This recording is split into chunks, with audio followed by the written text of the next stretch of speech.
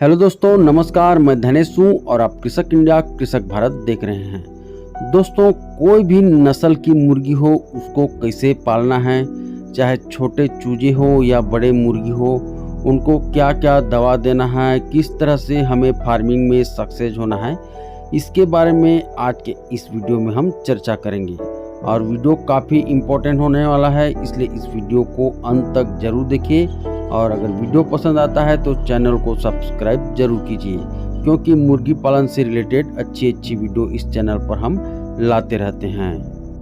दोस्तों, मुर्गी पालन कैसे करना है या तो फिर उसमें कैसे सक्सेस होना है, इसके बारे में मैं आपको सबसे पहला जो चीज़ बताना चाहूँगा वो है चूजा। अगर आप चूजा को 20 दिन 40 दिन तक अच्छी तरह से रख लेते हैं, उनको मरने से बचा लेते हैं, तो जो 40 दिन के बाद का समय है उसमें खतरा बहुत कम हो जाता है, यानी कि मुर्गियां कम मरती हैं। और पहले 40 दिन तक बहुत ज़्यादा छोटे चूजे मरते हैं, तो इसलिए छोटे चूजे को बचाना बहुत ज़्यादा ज़रूरी है। और जब छोटे चूजे मरते हैं 1 दिन या तो 4 दिन या 10 दिन के, तो हमें पता नहीं चलता, क्योंकि वो छोटे चूजे हैं और एक दो मरते रहते हैं। तब तक हम ध्यान नहीं देते हैं, चलो आज 1-2 ही बस मरा है करके हम उसको इग्नोर कर देते हैं। लेकिन जब सभी चूजे तैयार हो जाते हैं और हम उन्हें सेल कर देते हैं, तभी पता चलता है कि जितने भी चूजे मरे थे वही हमारे इनकम थे। तो दोस्तों, ऐसा ना हो, इस चीज़ का आपको बिल्कुल ध्यान रखना है। शुरुआत से ही आपको अच्छा से चूजों का देखरेख करना है, नहीं तो हर बार ऐसा होगा एक दो चूजे मरते रहेंगे और आप इग्नोर करते रहेंगे और लास्ट में आपको कुछ भी इनकम नहीं दिखेगा। दोस्तों, आपने कोई भी नस्ल का चूजा पाला हुआ है तो पहले दिन तो आप उन्हें गुड़ का पानी देंगे। उसके बाद लगातार 3 दिन तक उन्हें आप एंटीबायोटिक दें। एंटीबायोटिक में टेट्रासाइक्लिन दे सकते हैं या तो फिर लिक्सन दे सकते हैं। इन दवाओं का डोज जब आप दवा को लाएंगे उसके पैकेट में लिखा रहता है कि कितने मुर्गी को कितना दवा देना है। आपको किसी को पूछने की ज़रूरत नहीं है। अगर फिर भी समझ नहीं आता है तो नीचे कमेंट करके आप पूछ सकते हैं। उसके बाद 5वां दिन आप अपने चूजों को दीजिए विमराल, जो कि काफ़ी अच्छा दवा है। चूजों के ग्रोथ को तेज़ी से बढ़ाता है और उनके इम्यूनिटी पावर को भी बढ़ाता है। उसके बाद 6वां दिन आप कोई भी दवा अपने चूजों को मत दीजिए, सिर्फ सादा पानी दीजिए। 7वां दिन आपको देना है रानीखेत का पहला वैक्सीन।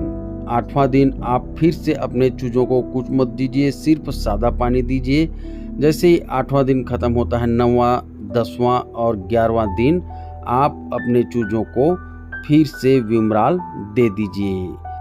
12वां और 13वां दिन अपने चूजों को सिर्फ सादा पानी दीजिए। 14वें दिन में जो गंबोरों का वैक्सीन होता है वो अपने चूजों को दीजिए। फिर 15वें दिन सादा पानी दीजिए।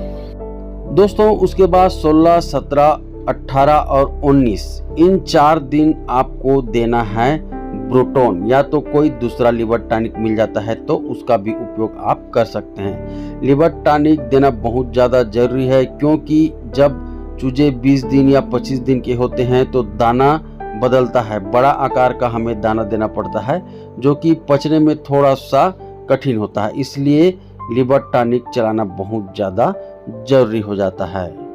साथियों, इतना दवा देने के बाद आपको फिर से 20वें दिन में गैप करना है और 21वें दिन में रानीखेत का जो दूसरा डोज है वो अपने चूजों को देना है। 22वें दिन फिर से आप गैप कर दीजिए, सिर्फ सादा पानी दीजिए। और जब इतने दिन तक अपने चूजों को पाल लिए हैं तो फिर आपको उतना ज़्यादा टेंशन लेने की ज़रूरत नहीं है। आप बीच बीच में उनको विमराल देते रहिए, बीच बीच में उनको ऑस्टोवेट देते रहिए और वैसे ही गैप कर करके जो ब्रोटोन है लिवर टॉनिक उसको भी देते रहिए। दोस्तों, 37वें दिन का आपको एक और चीज़ का ख्याल रखना होगा। उस 37वें दिन में फॉल पॉक्स का आपको वैक्सीनेशन करना है। बाकी सिर्फ 3 दवा चलेगा आपका, विमराल, ऑस्टोवेट और ब्रोटोन। इतना दवा को अगर आप यूज़ करते हैं तो मुर्गी पालन में आप सक्सेस हो जाएंगे, कोई भी बीमारी नहीं आएगा। और जैसे ही कुछ बीमारी का लक्षण दिखता है तो तुरंत आप उन्हें एंटीबायोटिक दीजिए। एंटीबायोटिक में आप टेट्रासाइक्लिन दे सकते हैं, या एकदम ज़्यादा बीमार है तो एक दवा आता है दोस्तों इंड्रोफ्लॉक्सासिन एंड ब्रोमैक्सिन हाइड्रोक्लोराइड ओरल सॉल्यूशन। तो ये जो दवा है मुर्गियों में बहुत ज़्यादा काम आता है। सीआरडी को भी रोकता है, छिक छिक कर रही है मुर्गी उसको भी रोक देता है, और बहुत सारी जो बीमारी है उनको आने से रोकता है। तो इसका भी उपयोग आप कर सकते हैं।